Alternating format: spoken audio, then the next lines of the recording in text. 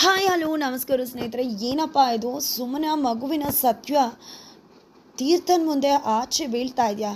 ಈ ಕಡೆ ಚಿಟ್ಟೆ ಇಂದಾಗಿ ಸುಮ್ಮನಾಗೆ ಗೊತ್ತಾಗ್ಬಿಡುತ್ತಾ ಚಿಟ್ಟೆಗೆ ವಿಷಯ ಗೊತ್ತಾಗಿದೆ ಅಂತ. ಏನಾಗ್ತದೆ ಇದನ್ನು ತಿಳ್ಕೊಬೇಕು ಅಂದರೆ ಈಗಲೇ ನಮ್ಮ ಚಾನಲ್ನ ಸಬ್ಸ್ಕ್ರೈಬ್ ಮಾಡಿ, ಹಾಗೆ ಈ ಒಂದು ವಿಡಿಯೋವನ್ನು ಪೂರ್ತಿಯಾಗಿ ನೋಡಿ. ಇಲ್ಲಿ ಫೈನಲಿ ತೀರ್ಥಾಗೆ ಈ ಕಡೆ ಸುಮ್ಮನ ಯಾವುದೇ ಕಾರಣಕ್ಕೂ ಸತ್ಯ ಹೇಳೋದಿಲ್ಲ. ಈ ಕಡೆ ಹಾಸ್ಪಿಟಲಿಂದ ಕಾಲ್ ಬಂದಾಗ ಏನದು ಸುಮ್ಮನವರು ನೆಕ್ಸ್ಟ್ ಮಂತ್ ಅಲ್ವಾ ಚೆಕಪ್ಗೆ ಹೋಗಬೇಕಿರೋದು, ಯಾಕೆ ಇವರು ಕರೀತಿದ್ದಾರೆ ಅಂತ ಅನುಮಾನ ಬರುತ್ತೆ. ಇಲ್ಲಿ ಸುಮ್ಮನೆ ಬರ್ತೀನಿ ಅಂತ ಹೇಳ್ತಾಳೆ. ಇಲ್ಲ ಮನೆಗೆ ಬರೋದಾ ಅಂದಾಗ ಇಲ್ಲ ನಾನು ಹಾಸ್ಪಿಟಲ್ಗೆ ಬರ್ತೀನಿ ಅಂತಾಳೆ. ಜೊತೆಗೆ ತೀರ್ಥ ಅವ್ರಿಗೆ ಸತ್ಯ ಹೇಳಿಬಿಡ್ಲಾ ಅಂತ ಯೋಚನೆ ಮಾಡ್ತಾಳೆ. ಸತ್ಯ ಹೇಳಿದಾಗ ಆಗುವಂಥ ಒಂದು ಅನಾಹುತನ ನೆನಪು ಮಾಡ್ಕೊಂಡಾಗ ಅವಳಿಗೆ ಅನಿಸುತ್ತೆ ಯಾವುದೇ ಕಾರಣಕ್ಕೂ ಈ ಸತ್ಯ ಹೇಳೋದ್ರಿಂದ ಒಳ್ಳೇದು ಆಗೋದಿಲ್ಲ, ಸತ್ಯ ಹೇಳಬಾರ್ದು ಅಂತ ಡಿಸೈಡ್ ಮಾಡ್ಕೋತಾಳೆ. ಹಾಗಾಗಿ ತೀರ್ಥ ಬಳಿ ಸತ್ಯ ಹೇಳೋದ್ರಿಂದ ಅವಳು ಹಿಂದೆಜ್ಜೆ ಇಡ್ತಾಳೆ. ಈ ಕಡೆ ತೀರ್ಥ ಕೇಳ್ತಾರೆ, ಆದರೂ ಕೂಡ ಹೇಳಲ್ಲ. ಬನ್ನಿ ನಾನೇ ಕರ್ಕೊಂಡು ಹೋಗ್ತೀನಿ ಚೆಕಪ್ಗೆ ಅಂದಾಗ, ಬೇಡ ರೀ ಜನಸ್ಪಂದನ ಪ್ರೋಗ್ರಾಮ್ ಇದೆ, ನೀವು ಹೋಗಿ ನಾನು ಹೋಗ್ತೀನಿ ಅಂತ ಹೇಳ್ತಾಳೆ. ಸ್ವಲ್ಪ ಕೆಲಸ ಇದೆ ಅದನ್ನು ಮುಗಿಸ್ಕೊಂಡು ಹೋಗ್ತೀನಿ ಅಂದಾಗ, ಇಲ್ಲ ಕರ್ಕೊಂಡೇ ಹೋಗ್ತೀನಿ, ನಿಮ್ಮನ್ನ ಆಗಲೂ ಕೂಡ ಕರ್ಕೊಂಡು ಹೋಗಿಲ್ಲ, ಈಗಲೂ ಕೂಡ ಕರ್ಕೊಂಡು ಹೋಗದೆ ಇದ್ದರೆ ನಿಮ್ಮ ಮನಸ್ಸಿಗೆ ಎಷ್ಟು ನೋವಾಗಲ್ಲ, ನನಗೂ ಕೂಡ ನಿಮ್ಮನ್ನು ಕರ್ಕೊಂಡು ಹೋಗಬೇಕು ಅನ್ನೋದಿದೆ, ಕರ್ಕೊಂಡು ಹೋಗ್ತೀನಿ ಅಂದಾಗ ಬೇಡ ಅಂತ ತುಂಬ ಫೋರ್ಸ್ಫುಲಿ ಅವಾಯ್ಡ್ ಮಾಡ್ತಾಳೆ ಸುಮ್ಮನ ತೀರ್ಥನ. ಸರಿ ಆಯಿತು, ನಿಮ್ಮ ಕೆಲಸ ಮುಗಿಸ್ಕೊಂಡು ಆಟೋದಲ್ಲಂತೂ ಹೋಗಬೇಡಿ, ಕಾರಲ್ಲಿ ಹೋಗಿ ಹುಷಾರಾಗಿ, ನನಗಾದರೆ ಅಲ್ಲೇ ಬಂದು ಜಾಯ್ನ್ ಆಗ್ತೀನಿ ಅಂತ ಹೇಳಿ ತೀರ್ಥ ಮತ್ತು ಚಿಟ್ಟೆ ಇಬ್ಬರು ಕೂಡ ಹೊರಡ್ತಾರೆ. ಆದರೆ ನಂತರ ಈ ಕಡೆ ಸುಮ್ಮನೆ ಬಂದು ದೇವ್ರ ಮುಂದೆ ಕೇಳ್ಕೊತಾಳೆ, ದೇವ್ರೆ ಯಾವುದೇ ಕಾರಣಕ್ಕೂ ಈ ಒಂದು ವಿಶ್ವನ ನಾನೇ ತಿಳಿಸೋ ಹಾಗೆ ಮಾಡು, ಈಗ ಸಮಯ ಸರಿ ಇಲ್ಲ, ಆದರೆ ಯಾವುದೇ ಕಾರಣಕ್ಕೂ ನಿನ್ನ ಹತ್ರ ಕೇಳ್ಕೊಳ್ಳೋದು ಒಂದೇ, ಸಾಹೇಬ್ರಿಗಾಗಲಿ ಯಾರಿಗಾಗಲಿ ಈ ವಿಶ್ವ ಮೂರನೇವರಿಂದ ಗೊತ್ತಾಗುವಂಗೆ ಮಾಡಬೇಡ ಅಂತ, ಕೆಟ್ಟ ಪರಿಸ್ಥಿತಿಗೆ ನನ್ನ ತಳ್ಬೇಡ ಅಂತ ದೇವ್ರ ಹತ್ರ ಕೇಳ್ಕೊತಾಳೆ. ಈ ಕಡೆ ಸಾಧನ ಬರ್ತಾಳೆ. ಏನು ಮಾತಾಡ್ತಿದ್ದಾಳೆ ಇವಳು, ಯಾಕೆ ಇವಳು ದೇವರು ಮನೆಗೆ ಹೋಗಿ ಪೂಜೆ ಮಾಡ್ತಿಲ್ಲ, ಯಾವಾಗಲೂ ಇವಳೇ ದೀಪ ಹಚ್ತಿದ್ಲು, ಯಾಕೆ ಇತ್ತೀಚೆಗೆ ಏನಾಗಿದೆ ಅಂತ ಕೆಲವೊಂದು ಅನುಮಾನ ಬರುತ್ತೆ.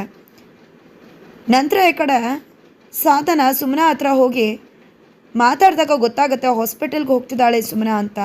ಆಗ ಕಾರ್ ತೊಗೊಂಡು ಹೋಗೋ ಅವಶ್ಯಕತೆ ಇಲ್ಲ, ನಿನಗೆ ಆ ಕಾರು, ಆಟೋದಲ್ಲಿ ಹೋಗೋ, ನನ್ನ ಕಂಪ್ನಿಗೆ ಹೋಗಬೇಕು ಅಂತ ಹೇಳಿದಾಗ, ನನಗೆ ಗೊತ್ತಿದೆ ನಿನ್ನ ಕಂಪ್ನಿಗೆ ಹೋಗಲ್ಲ ಅಂತ ಸಾಧನ ಅಂದಾಗ, ಗೊತ್ತಿದೆಯಾ, ಸರಿ ಆಯಿತು ಬಿಡು, ನನಗೆ ಕಾರ್ ಬೇಕು, ನಾನು ತೊಗೊಂಡು ಹೋಗ್ತೀನಿ, ನನ್ನ ಕೆಲಸ ಇದೆ, ಏನು ನಿನ್ನ ಗಂಡಂಗೆ ಹೇಳ್ತೀಯಾ ತೀರ್ಥ ಬಂದಾಗ, ಹೇಳು ನಾನು ನೋಡ್ಕೋತೀನಿ ಅಂತ ಹೇಳ್ತಾರೆ.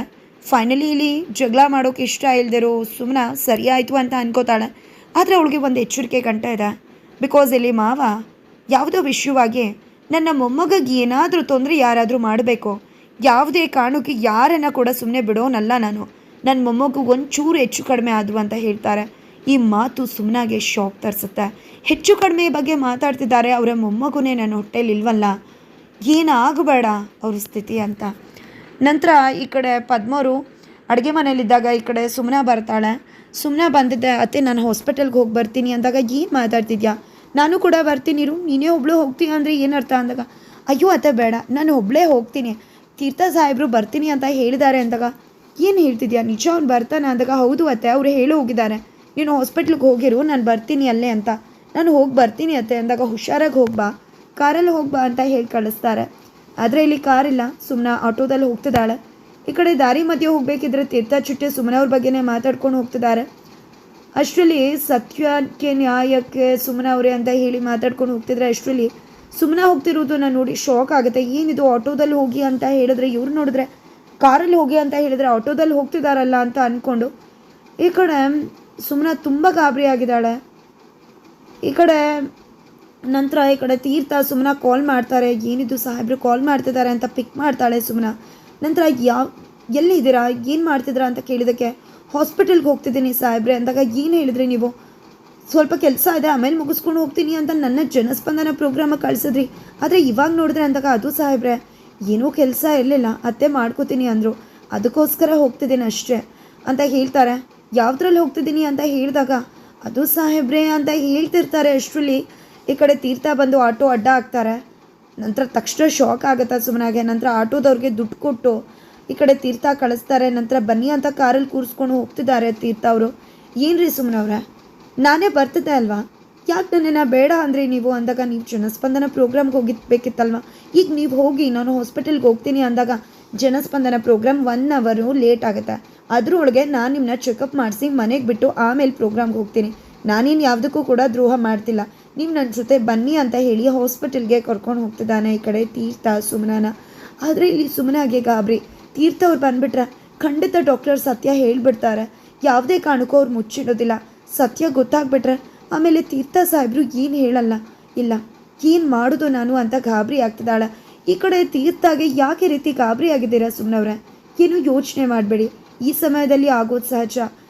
ಟೆಸ್ಟಿಗೆ ಬಂದಿದ್ದೀರಾ, ಮಗು ಹೇಗಿರುತ್ತೋ ಏನಂತಾರೋ ಡಾಕ್ಟರ್ ಅಂತ. ಆದರೆ ನೀವೇನೂ ಗಾಬರಿ ಪಡ್ಕೋಬೇಡಿ, ನೀವು ಆರಾಮಾಗಿದ್ದೀರಾ, ಮಗು ಕೂಡ ತುಂಬ ಚೆನ್ನಾಗಿರುತ್ತೆ. ಆದರೆ ನಾನು ಡಾಕ್ಟರ್ ಹತ್ರ ಅಂತೂ ಒಂದು ಕಂಪ್ಲೇಂಟ್ ಮಾಡ್ತೀನಿ ಗೊತ್ತಾ? ಇತ್ತೀಚೆಗೆ ವಿನಾಕಾರಣ ಸಪ್ಪಗಿರ್ತಾರೆ, ಅಳ್ತಾರೆ, ಕಾರಣ ಕೇಳಿದ್ರೆ ಏನೂ ಇಲ್ಲ ಅಂತಾರೆ.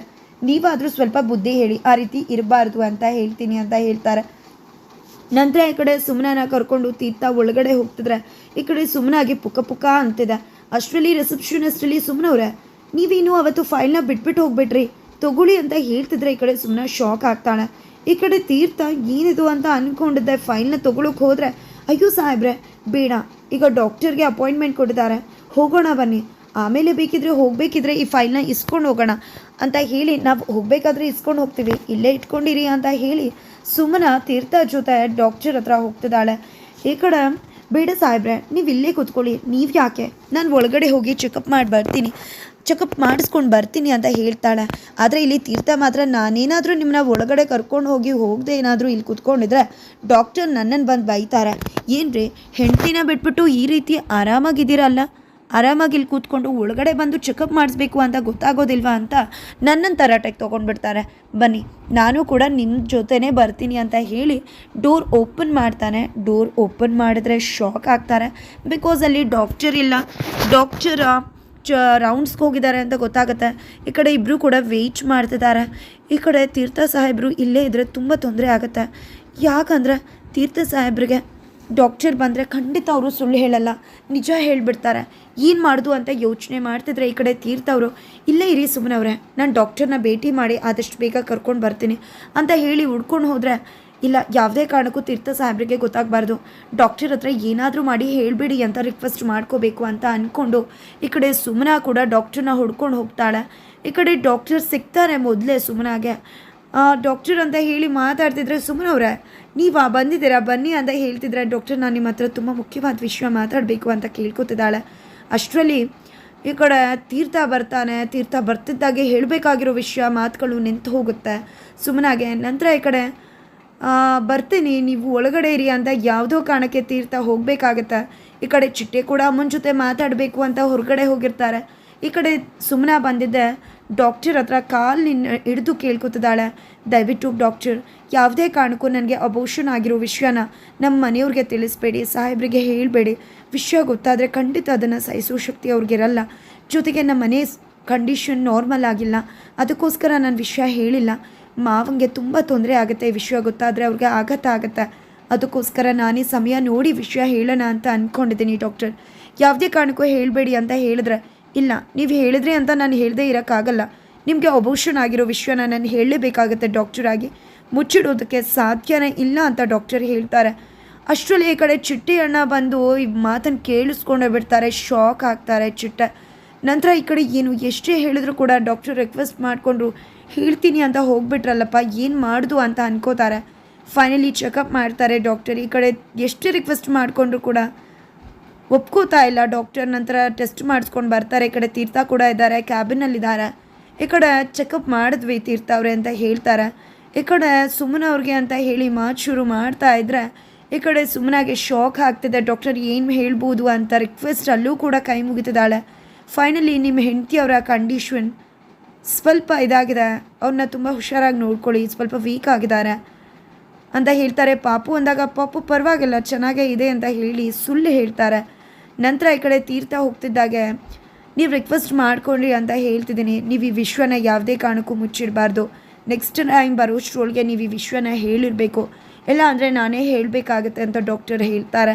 ಸರಿ ಥ್ಯಾಂಕ್ಸ್ ಅಂತ ಹೇಳಿ ಮನೆಗೆ ಬಂದು ರೂಮಲ್ಲಿ ಕಣ್ಣೀರು ಹಾಕ್ಕೊಂಡು ಕುತ್ಕೊಂಡಿದ್ದಾಳೆ. ಮನೆಯವ್ರಿಗೆ ಎಷ್ಟು ದ್ರೋಹ ಮಾಡ್ತಿದ್ದೀನಿ, ಮನೆಯವರೆಲ್ಲ ನನ್ನ ಮಗು ಮೇಲೆ ಎಷ್ಟು ಪ್ರೀತಿ ಆಸೆನ ಕಟ್ಕೊಂಡು ಕನಸನ್ನು ಇಟ್ಕೊಂಡಿದ್ದಾರೆ ಅಂತ. ಅಷ್ಟರಲ್ಲಿ ಚಿಟ್ಟೆಯನ್ನ ಬರ್ತಾರೆ. ಅಕ್ಕ ನಾನು ನಿಮ್ಮನ್ನು ಒಂದು ಮಾತು ಕೇಳ್ತೀನಿ ಸುಮ್ನಕ್ಕ, ಕೊಲೆ ಮಾಡಿದ್ರು ಕೊಲೆನೇ ಅಲ್ವಾ, ಜೊತೆಗೆ ಮನ್ಸುಗಳಿಗೆ ಸುಳ್ಳು ಹೇಳಿ ಸತ್ಯ ಮುಚ್ಚಿಟ್ಟು ದ್ರೋಹ ಮಾಡಿದ್ರೂ ಕೊಲೆನೇ ಅಲ್ವಾ ಅಂದಾಗ ಹೌದು, ಕೊಲೆ ಮಾಡೋಕ್ಕಿಂತ ಮನ್ಸುಗಳಿಗೆ ದ್ರೋಹ ಮಾಡೋದು ಇದೆಯಲ್ಲ, ಭಾವನೆಗಳಿಗೆ ಹರ್ಟ್ ಮಾಡೋದು, ಅದು ಅದಕ್ಕಿಂತ ಹೆಚ್ಚು ಕೊಲೆ ಅಂತ ಹೇಳ್ತಾರೆ.